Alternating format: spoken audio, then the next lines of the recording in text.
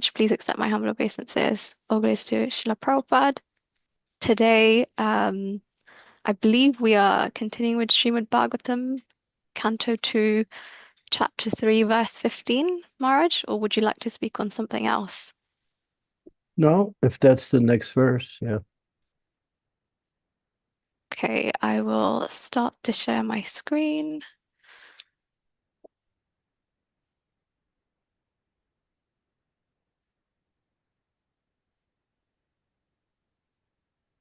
Has that come up, Maharaj? For you? Yeah, I'm trying to get rid of so I'm trying to get full screen here. I can't get full screen.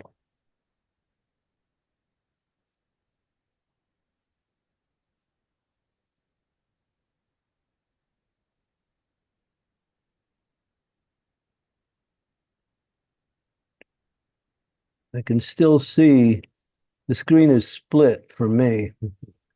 Half gallery, half Hare Krishna, Guru Maharaj. My humble obeisances to you. All glories to Srila Prabhupada. Guru Maharaj, you just double click on the screen. It will become full screen. No, we still got the sidebar with all the devotees' faces there. Can you minimize it with the little line? It's not Guru Maharaj, you see the word view right at the top right corner? yeah. Okay, click on that and that will give you options I got it. in I got it. Okay. Om Namo Bhagavate Vasudevaya. Om Namo Bhagavate Vasudevaya. Om Namo Bhagavate Vasudevaya. Savai Bhagavato Raja. Pandabeyo Maharataham Bala Krindanakai Krindan Krishna Krindam Yad Adade. Maharaj Parikshit, the grandson of the Pandavas, oops, you went a little too high. Come down a little. Okay, right there. The grandson of the Pandavas was from his very childhood a great devotee of the Lord. Even while playing with dolls, he used to worship Lord Krishna by imitating the worship of the family deity. Report. In the Bhagavad Gita 6.4.1, it is stated that even a person who has failed in the proper discharge of yoga practice is given a chance to take birth in the house of a devout Brahmana or in the house of a rich man like Kshatriya kings or rich merchants. But Maharaj Parikshit was more than that because he had been a great devotee of the Lord since his previous birth, and as such he took his birth in an imperial family of the Kurus, and especially in that of the Pandavas. So from the very beginning of his childhood, he had the chance to know intimately the devotional service of Lord Krishna in his own family. The Pandavas, all being devotees of the Lord, certainly venerated family deities in the royal palace for worship. Children who appear in such families fortunately generally imitate the worship of the deities, even in the way of childhood play. By the grace of Lord Krishna, we had a chance of being born in a Vaishnava family, and in our childhood, we imitated the worship of Lord Krishna by imitating our father. Our father encouraged us in all respects to observe all functions such as the Ratha Yatra and the Dola Yatra ceremonies, and he used to spend money liberally for distributing prasadam to us children and our friends. Our spiritual master, who also took birth in a Vaishnava family, got all inspirations from his great father, Bhaktivinoda Thakur. Thus, this is the way of all lucky Vaishnava families. The celebrated Mirabai was a staunch devotee of Lord Krishna as a great lifter of Govardhan Hill. The life history of many such devotees is almost the same because there is always symmetry between the early lives of all the great devotees.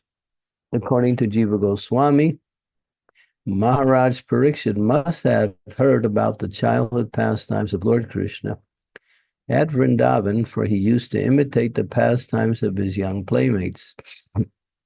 According to Sridhar Swami, Maharaj Parikshit used to imitate the worship of the family deity by elderly members. As Vishwanath Chakravarti also confirms the viewpoint of Jiva Goswami, so accepting either of them, Maharaj Parikshit was naturally inclined to Lord Krishna from his very childhood. He might have imitated either of the above-mentioned activities or all of them to establish his great devotion from his very childhood, which is a symptom of a Mahabhagavat. Such Mahabhagavats are called Nityasiddhas, or souls liberated from birth.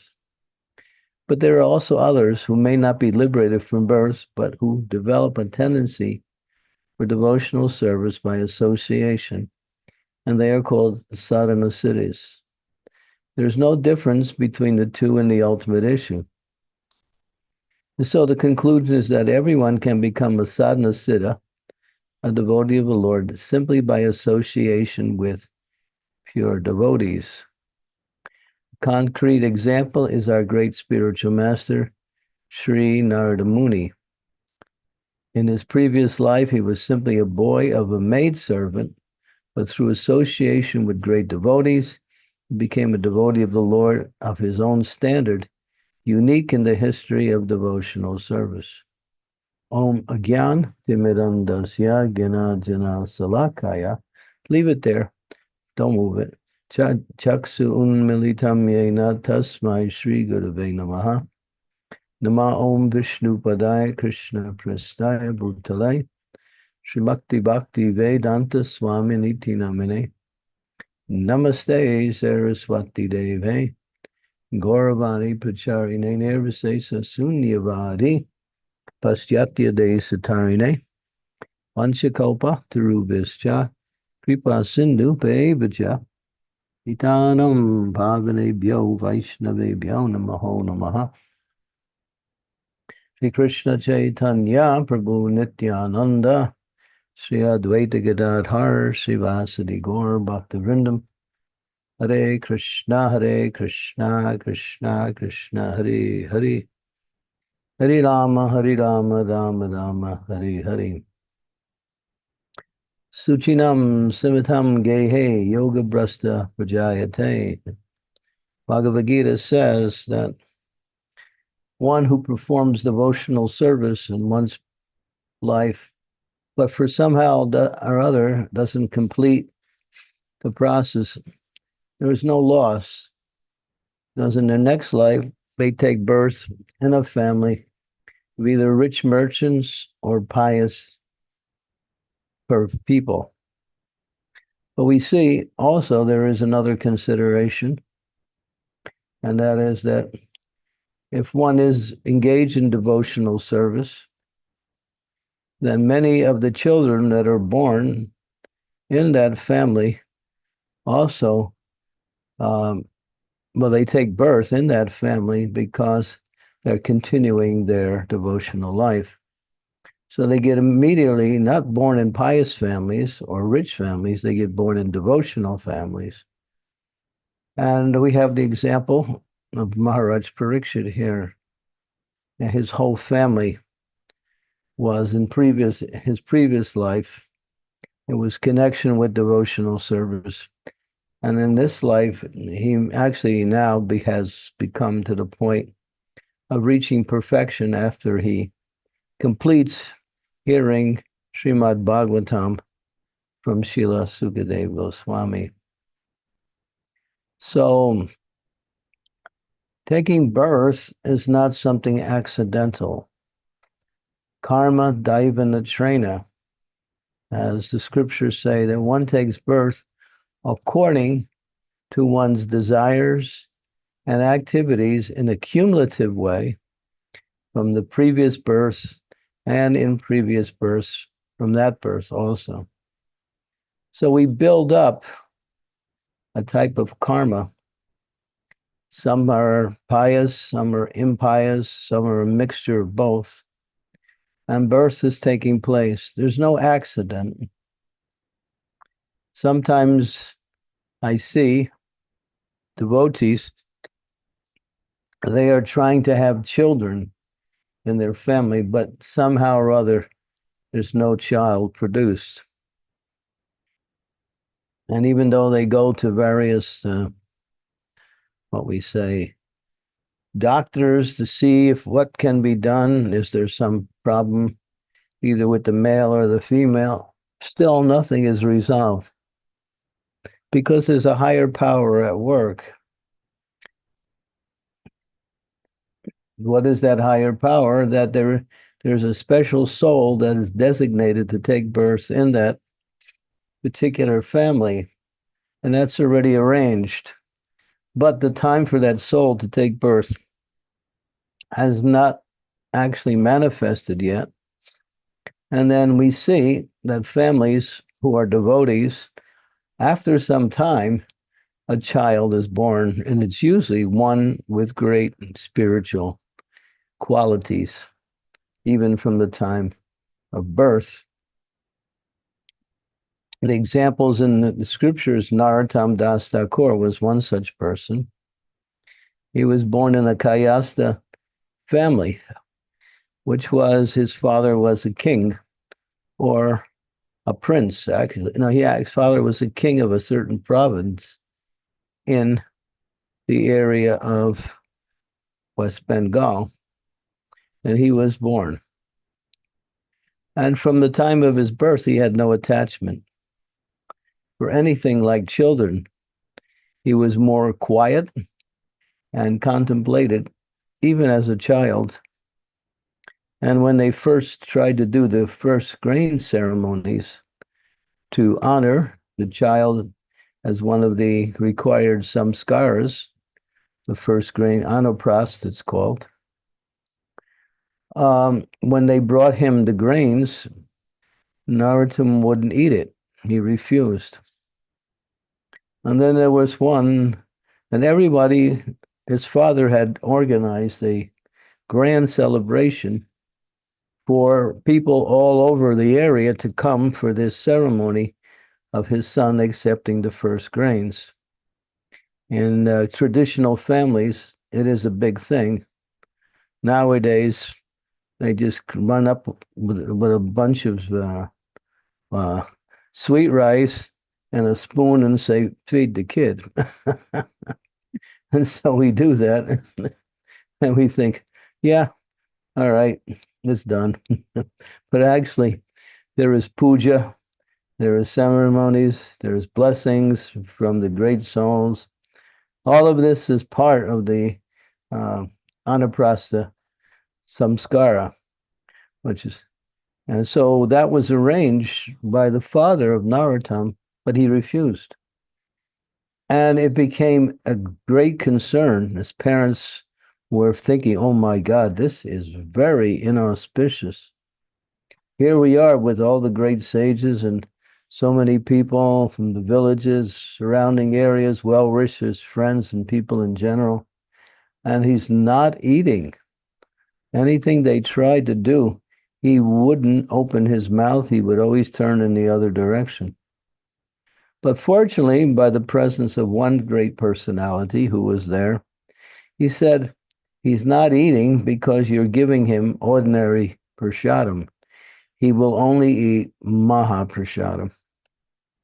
And so they made the arrangements, cooked again, offered the prasadam to the deity, and it became mahaprasadam, and they fed it to him, and then Narottam very happily accepted the grains. There's an example of a child that he was 1 year old at the time. Srila Prabhupada talks about his own experience as a little child. There's one I'm not sure exactly where it is, but it's in one of Prabhupada's lectures. He says, I was sitting on the lap of my auntie when I was 6 months old, and she was knitting. She was making clothes knitting. I can still remember it now. Prabhupada speaking, he's 75 years old. He's remembering what he was able to experience at 6 months old. So this is an indication of very great personalities. For example, Srila Prabhupada talks about himself in this particular purport, how he wanted to play Rath Yatra. He wanted to actually have his own little Rath Yatra. He was 5 years old. And he organized amongst his friends in the little village there, in an area called Toliganj in Calcutta. And he called his friends, and they made a Rath Yatra cart, a little cart, and they had little deities of Jagannath, Baladev, and Subhadra. And Srila Prabhupada's father, Mohan Day, Gaur Mohan Day, his name was inspired to assist his son, who was only 5 years old, in this wonderful ceremony to honor Jagannath Rath Yatra. And so he spent, as it says here, he spent lavishly for prasadam for everybody to come. And not only did the children come, but many grown-ups in the area also come. And someone said, oh, this is just child's play. And many of them said, this is not child's play. This is exactly how Rath Yatra is done. And so Srila Prabhupada, when he was only, 5 years old, was organizing Rath Yatra amongst his friends. We also hear about Srila Prabhupada when his mother, his parents, took him to the astrologer right after his birth. That's usually done in pious families, especially in cultured Indian families. They go to find out the future of the child. And the astrologer, after reading Srila Prabhupada's horoscope, said, this boy, when he becomes 70 years old, he will cross the ocean and open up 108 temples of Krishna. So that was done at the time of Srila Prabhupada's birth. So there are many great souls who appear in devotee families. Of course, they become the children, and they are treated as children, but at the same time, we should know that they are actually, many of them have had devotional service in their last life, and they're simply continuation. So it's the duty of the parents, and it's the inviolable duty. That means there's no question of not doing it, of making sure that these children were born in Vaishnava families, get everything they need to practice Krishna consciousness. Jiva Goswami, as it mentions here, he used to have these little dolls, or actually deities, they were deities of Krishna and Krishna's associates, and he would play with them when he was just a tiny boy. So, of course, there is the extreme, which I was privy to in one particular temple that I was preaching at. And this became an issue where the parents of the children that were born in their families thought it was, well, these children are actually great souls, so we should not chastise them, we should not correct them, we should just simply give them what they need. But this is another form of illusion because although they're great souls, obviously, becoming births, still they need guidance as little children within the family. So these parents had this wrong conception, and it became an issue in the temple. We don't want to discipline our children because they are actually, great personalities come again in our in these families. Well, that's Maya. And so they used to let the children do whatever they want, but that's not always the best thing because children at a very young age obviously need some guidance in terms of practical activities in life. But back to the main point here is that Krishna is so kind to his devotees that he allows them to continue their devotional service life after life. So once you start devotional service, if you continue, it may take you one life, may take you more than one life, but you will reach perfection and go back home, back to Godhead. That is guaranteed as long as that person stays in devotional service. Sometimes we see a person comes to devotional service, engages from some time, and then falls away and goes back to material life and takes up material life in a regular way again. But that whatever that devotional service they had done previously is never lost.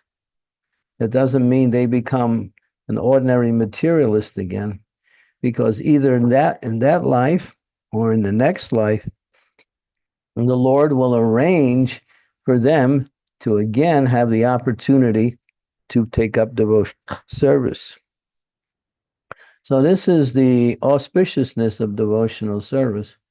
It is never lost at any time. It may be interrupted, postponed, but it is never lost. And one who perseveres in devotional service, if somehow or other they're not able to finish for whatever reason, they will get a good birth in their next life and continue. Of course, Srila Prabhupada would also explain this from a different angle, that one should not think in this way. Oh, I've done some devotional service, and therefore, now maybe I'll just take it easy and not try so hard and, not become so serious anymore. But then that means that one will have to come back again in the next life, maybe in a devotional family. But there's that the attachment that they have that causes them not to come to the complete perfection of devotional service, pure love of God, will still be there, and they have to again face that. If they don't face it in present life, they will face it in the future life again. Prabhupada said, whatever's stopping you in devotional service to become pure will be there until you ultimately overcome it, surpass it, purify it. So one should not think that, well, I can just wait till next life. You'll be faced with the same problem in the next life. Although you might be in a better situation still, one should not think. Because Prabhupada said, what's stopping you in this life may also, again, stop you in another life. But the point is that it's auspicious. Devotional service is never lost at any time. Prabhupada would say, if you become 20% Krishna conscious, then in your next life, you will begin at 20% and continue to make progress. Yeah. But the idea is not to think like that. The idea is to think, I want to finish in this life. Because there's so many opportunities to get distracted and then have to wait many lives again to maybe even pick up devotional service or even to reach perfection. So Prabhupada said, Kali Yuga is getting worse and worse. And it is a fact. We can see it all around us. The horrors of Kali Yuga are already fully happening in many places. You won't find the information about the horrors of Kali Yuga going on the daily news. It's not, they don't put it on the daily news because the news is controlled by a certain class of elite people who give you whatever they want to give you for the news.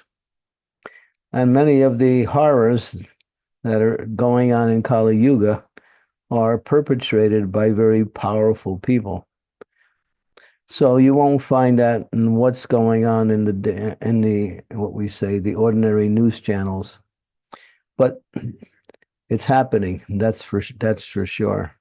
The horrors of Kali Yuga are so bad that you can't even believe it. You think, am I on the Earth planet or am I in hell?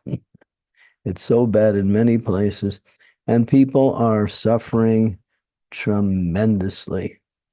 People are dying wholesale in wars and so many inauspicious situations caused by demoniac personalities. So this is Kali Yuga, and it'll get worse and worse. Of course, Lord Chaitanya is there with the Sankirtan movement. So the Sankirtan movement is the antidote for pushing back and ultimately bringing forth the age of enlightenment. Because of Lord Chaitanya's presence, gradually Krishna consciousness will continue to spread. But Prabhupada did say one thing that was interesting. He said, this Krishna conscious movement will save people in their darkest hour. He said it will save the world in this darkest hour. So things are going to get dark. There's no question about it. They're getting darker and darker.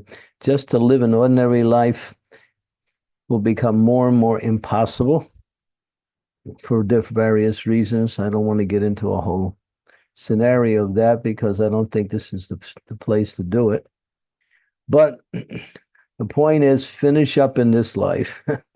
Don't waste time. Execute devotional service with all of your attention, all of your energy, all of your enthusiasm, and finish up and become fully Krishna conscious and qualify yourself to go back home, back to Godhead. This is how devotees should be executing their devotional service. We may not desire to go back home, back to Godhead, but we desire to become purified. And that, of course, purification means qualification to return back to Godhead. But devotees may become purified and stay in the material world to again assist Lord Chaitanya in spreading Krishna consciousness, because Lord Chaitanya's movement will reach fruition after some time. It actually, within 5,000 years, it will reach perfection throughout the entire globe. Okay, so this is an interesting situation here. Everything is ordained by higher powers, and stay engaged in devotional service. And even though Kali Yuga is becoming worse and worse in the sense that even to do the ordinary things that were so easily done now will become such arduous tasks, and relationships between people will become more and more strained due to the materialism that is growing leaps and bounds around the world. And along with the technology that's accompanying this materialism. It's a very difficult time, but it's also a bright time, as Sukadev Goswami says, Asti Eko Mahagun, there is one benediction in this age, Chant Hare Krishna. And by chanting Hare Krishna, one can free themselves from the effects of Kali Yuga and at the same time make progress towards the goal of life. The holy name is the means for self-realization, is the Yuga Dharma, and the association of devotees and chanting of the holy name is the essence of the practice of Krishna consciousness. We will add reading Srimad Bhagavatam as the third principle, but these three principles make up everything that is needed for pure devotional service. Hear and chant the glories of Bhagavatam, become fixed in the process of chanting, and look for opportunities to associate and serve devotees. If you do those three things, your life will become perfect, and you'll be qualified to go back home, back to Godhead. Hare Krishna. Thank you, Guru Maharaj, for the wonderful class on this verse. Just to summarize a few things that you spoke about, you gave us the glorious example of Narottam Das Thakur and Srila Prabhupada as well, and how at a young age their advanced spiritual demeanor was visible. And how you explained that it's the duty of parents to make sure children who are born in Vaishnava families get everything they need to practice Krishna consciousness. And Krishna is really, really kind, that he allows us to continue life after life. Our spiritual bank balance is never gone. It's just on pause, and we pick up where we've left off so that we can reach perfection. And all we have to do is stay on the path and persevere. And you gave us the formula with those three principles of staying fixed in chanting, hearing and chanting Srimad Bhagavatam, and associating with and serving the devotees. So thank you so much, Maharaj. Dear devotees, please turn on your cameras so we can all see you, and do raise your hands if you have any comments or questions. Dheeraj Prabhu, please go ahead. Hare Krishna Maharaj, please accept my humble obeisances. All glories to Prabhupada, all glories to Gurudev. Maharaj, I was thinking today that we are reading, we are hearing, we are chanting, but we know what is right thing and what is wrong thing. But somehow or the other, we engage in that activity still now. So we are like, we know that the thing is wrong, but we still engage. And then after that, we regret. So how can we control ourselves like that? You have to understand material desires are pushings. You're being pushed by your material desire. Material desire is just not a concept. It is actually an energy that's pushing you in a certain direction. So unless you stem the tide of that energy by staying fixed in Krishna consciousness, you have to resist the temptations of the material world, which may be according to your inclination to enjoy. They're there. They have been there for many lifetimes. They cause us to take birth, and they also grow by the association of the material energy. So the modes of material nature are pushing. They're called modes. Modes translated means guna. Guna means rope. Rope means to tie you up. We're tied up by our material desires. You have to break that knot by transcendental knowledge. Krishna says in the Bhagavad Gita that with the sword of transcendental knowledge, cut through this knot of material attachment. So it's not like, well, okay, I have a material desire, that's not. No, that material desire is going to push you in that same direction.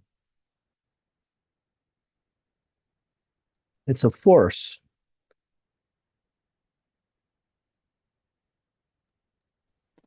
So after some time, we'll recover and we will stop having these things. Well, If you have we to work. We have to purify. Cheto Darpana Marjanam. Purify the heart by chanting the holy names of the Lord, by associating with devotees and serving devotees, by taking prasadam, by reading, hearing Srimad Bhagavatam, and by offering devotional service in a practical way. You have to replace material desires and activities with spiritual desires and activities. Whatever degree you've done that, To that degree, you're actually free from these things, these desires to enjoy in the material world. Yeah. You might have, we're attached to certain things. We're attached to thinking in a certain way. We're attached to eating certain things. We're attached to speaking in a certain way. All of these are part of our material conditioning.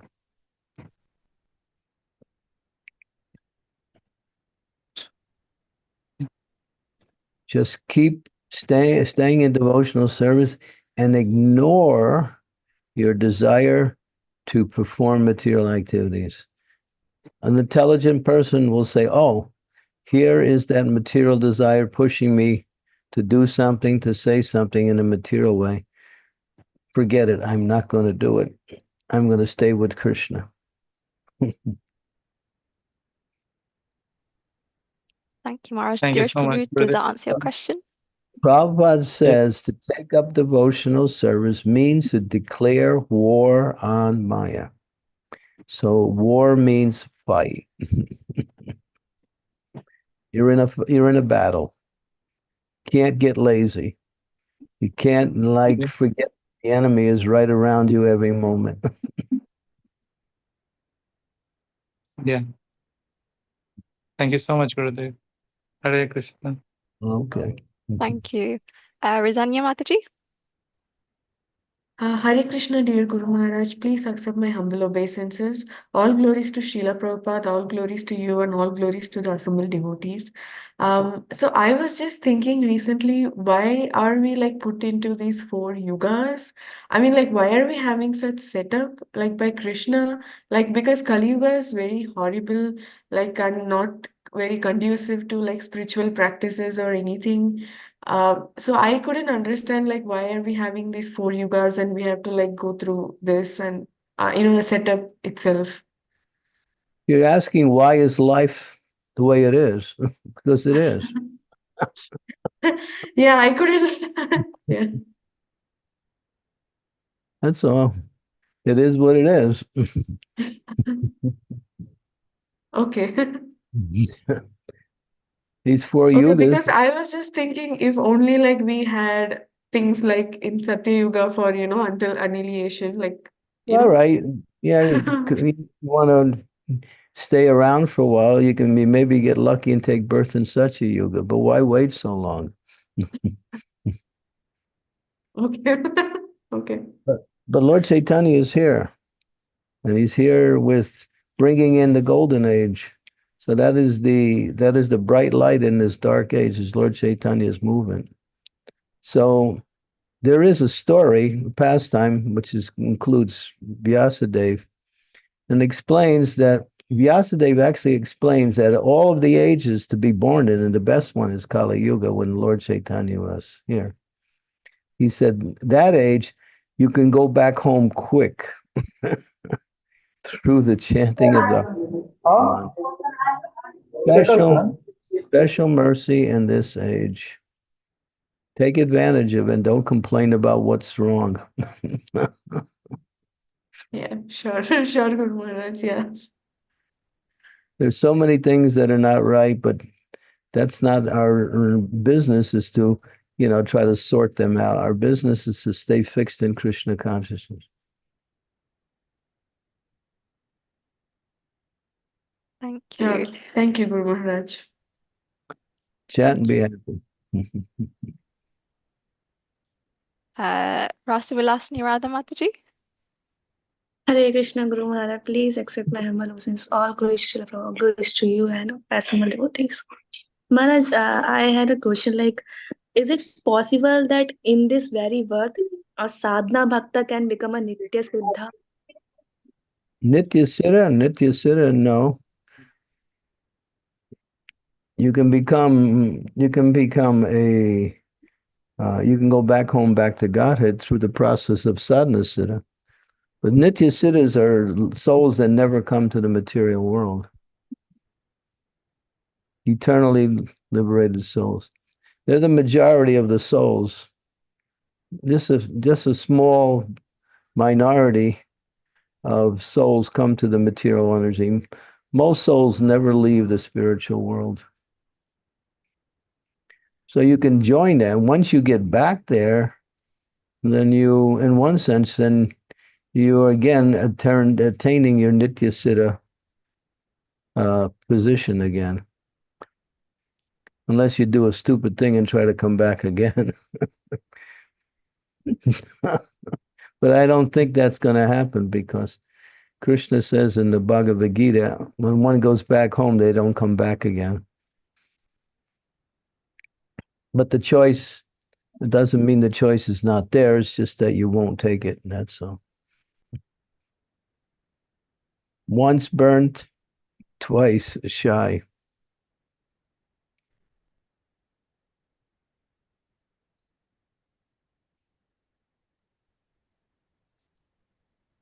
Thank you for that question, Rasamasani Mataji. Thank you, Guru Maharaj. Dear devotees, any other questions? Feel free to raise your hand or put it in the chat. In the meantime, Marge, you spoke about the earlier in the class, the Annaprashan ceremony. That's one of the samskaras. I wondered if you could share a little bit more about the importance of samskaras in our lives. Not all of the samskaras are being used. There's 16 samskaras, and I think 7 of them are the ones that are more prominent. First grains is one of them. Garbhadan samskara is also there. That's 2. There's another one where the child writes his first. I just did that when I was up in New Ujjain. They brought some boy, and then the spiritual master holds the hand of the boy, and the boy writes his first letter, you know. You can see Srila Prabhupada's doing that with one young boy called Dwarkadish. There's a picture of that. What do they call that? Sri Devi, what is that samskara? Karana samskara, do you know? Where No, unfortunately, I cannot remember it, Guru Maharaj, but I can look it up. and then there's the samskara at the time of death, the last ritual, like that. Upanaya samskara is the samskara for getting initiation. So these are the ones that are, out of the 16 samskaras, there's about 7 that are still in practice. Beyond that, the other ones we don't know. Yeah, Vidya Rambam, something like that. It's about Vidya, about knowledge, yeah. Different samskaras. But the most important is Garbhadan samskara, preparing the womb for a great soul to enter through a series of practices before there is impregnation of the wife. That's a big ceremony on the time of Krishna, because people do that very secretly now, like it's some kind of wrong thing to have relationship with your wife. But according to Vedic culture, whoever was going to do that, they would announce it to all of their friends, relatives, sadhus, get permission, get blessings, and then they would begin the Garbhadan process. That gives added blessings to bringing in a soul that is of a higher consciousness. Garbhadan samskar, karna, like that, first grains, like that.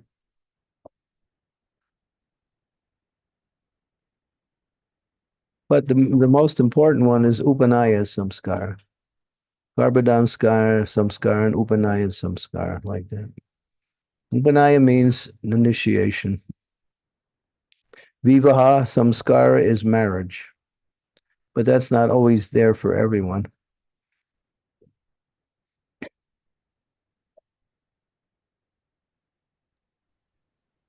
Thank you, Maharaj.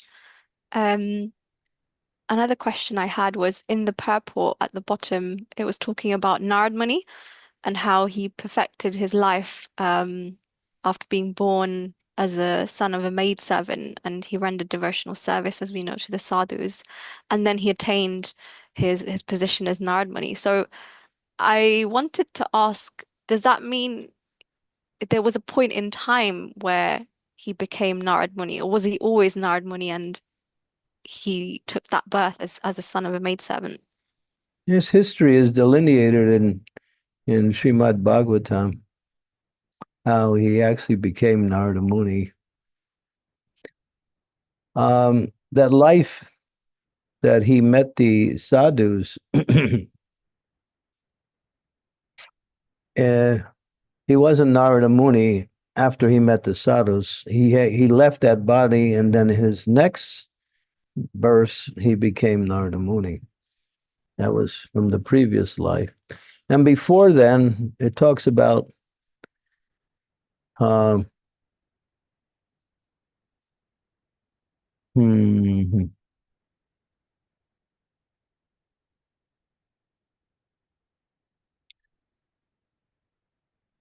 think it was Narada Muni. I'm not sure, but there was one particular personality that was a Gandharva. And he was surrounded by all these ladies, and he starts singing very materialistic songs to impress all of these ladies. This was in the higher planets. And the sages got mad and cursed him, and he had to fall to the material world. I think that was Narada Muni in a previous birth. Yeah.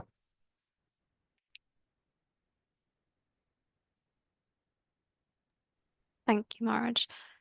Yeah, I Any only have 10 minutes left before I have to leave. So if you have any questions, please ask. Balakrishna Prabhu, please go ahead. Hare Krishna Guru Maharaj, Dandavat Pranam, all glories to you, all glories to Srila Prabhupada, and all glories to assembled devotees here and everywhere in the universe.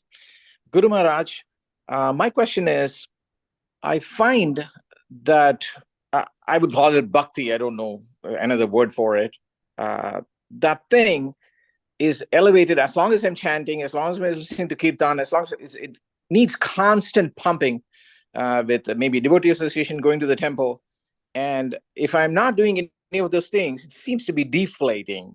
So does it, with long sadhana, does it come a point where it stays at a certain level and you can constantly think? Can you speak to this, Maharaj?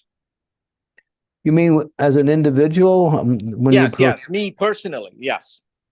As an individual, it shouldn't have to go down. We may perform our devotional service slightly different as we make advancement. Such as we make advancement, we might find more inclinations to chant more and more, and not so much do a lot of other services. That's an example of, or one might start writing books about Krishna consciousness. Or one star will go out and spend a lot of time preaching, although they may not visit the temples so often. So one evolves in Krishna consciousness, but their Krishna consciousness is evolving, but that they slightly may change how they perform their spiritual activities, but they always keep chanting as the most important part. The primary sadhana is our 16 hours. Yeah.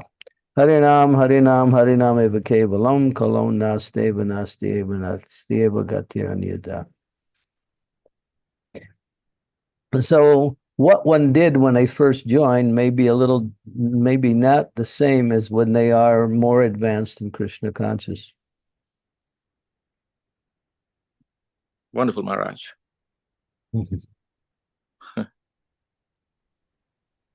I'll keep trying, Maharaj. Is that okay, Bal? Yes, that's wonderful. Thank you, Maharaj. Okay, good. Yeah. Thank you. Hare Krishna. Thank you, Maharaj. Thank you. Rishabhanu Prabhu and Kirti Dasundari Mataji, please go ahead. Hare Krishna, Guru Maharaj. Please accept our Dandvat pranams. All glories to Srila Prabhupada. To be frank, I don't have a question, but I just want to be grateful to you from bottom of our hearts that you gave us the shelter. The initiation has given a big shift, although late in life, but I feel it's never too late. And you have given us the weapons to fight Maya. We are trying our best and would love to finish, as you say, the business in this life. But Yeah, so initiation is just the beginning. It's not the conclusion of devotional service. So when you get initiated, now you're on the path of bhakti. Now you have to engage in devotional service. Now you have to perform all of the activities. So one should think, what service can I do for my spiritual master? What service can I do for Krishna? What service can I do to help push on Krishna consciousness to people in general? So we should think in terms of service.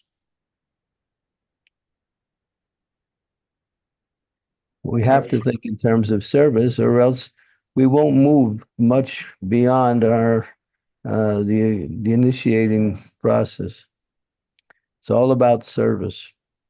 What am I gonna do to serve?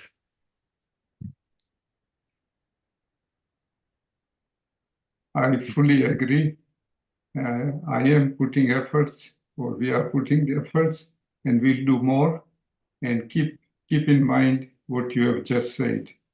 Hare Krishna. Thank you. Okay, last question with Sri Devi, and then I have to go because I'm scheduled for another program in 6 minutes. Real quick, Guru Maharaj, this is my question. My humble obeisances to your holiness. All glories to Prabhupada. I would like to know, Guru Maharaj, on the subject of picking up from previous lifetimes and going on. Does a particular soul take birth in that same family of devotees that they were with in a previous lifetime? Or Krishna may place them in some other situation which may be very different. Maybe now they are demons, so now they have to really fight for their Krishna consciousness just to become more and more Krishna conscious.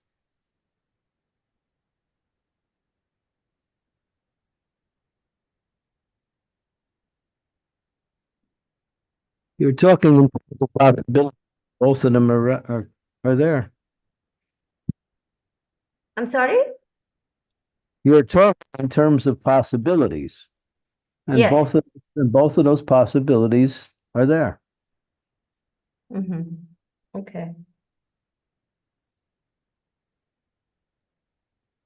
So it's up to the Lord how he does it. Okay. Okay. So attachments can bring us back again and again to the same family, and that can also become like a stumbling block, isn't it? Yeah, sometimes it says if you haven't, and you have to clear your debts at the time of death. And if you have any debts towards anyone, I'm not talking about financial, there are many other types of debts. So if we have, in other words, say we're a pure devotee, but we borrowed some money from someone and we didn't pay it back. So that may cause us to take birth in order to repay that. Or there may be some attachment to a particular personality in a previous birth. And we may come back again just to finish out that attachment. Sometimes, here I got one that'll kind of make you really think about your present situation. Sometimes you develop an enemy in your previous life, and then you take birth again in the next life, and that enemy becomes your husband or wife. Haribol. Hare Krishna. That explains Kali Yuga. Right. Okay. Okay. Rasa Vilasini, she liked that one. That's mentioned. Prabhupada also talks about that. So. Okay. That's Anyway, all of the possibilities that we could possibly conceive of are all possibilities, probabilities. right. Best to get attached to Krishna. That's the best attachment. Thank you, Guru Maharaj. Thank you so much. I don't think there are any more questions in Marge. I know you have to leave. So thank you so much for the class today. And Sri Devi Mataji, would you like to continue hosting if we want to continue with Japa? Yes, absolutely. Okay, I'll make you the co-host, but Thank Hare you. Krishna Maharaj. Gauri Prabhupada. Thank you. Yeah. Hare Krishna Maharaj. Hare Guru Maharaj. Krishna Guru Maharaj. Hare Thank you so Krishna. much, Guru Hare Maharaj. Krishna, Guru Maharaj. Thank you. Thank you. Hare Krishna Guru Maharaj. Hare Thank you Krishna, very Guru much for the Maharaj. lecture. Thank you very much. Hare Krishna Maharaj. Thank you, Mataji. Thank you, Mataji. Thank you. Hare Krishna. We'll see you tomorrow. Hare Yes, Hare Hare Bol. Bol Maharaj. Hare Bol. Hari Bol. Hare Krishna. Thank you, Ekta Mataji, for your hosting. I think it's the Thank you, Ekta Mataji. Thank you, Prabhu. Thank you, Prabhu. If Thank Thank you, devotees, Ekta Mataji. oh, thank you. If devotees want to stay on, we can continue with Japa, and Sri Devi Mataji is happy to lead, and I'll make you co-host or host Sri Devi Mataji. I'll probably need to leave in a bit. I'll just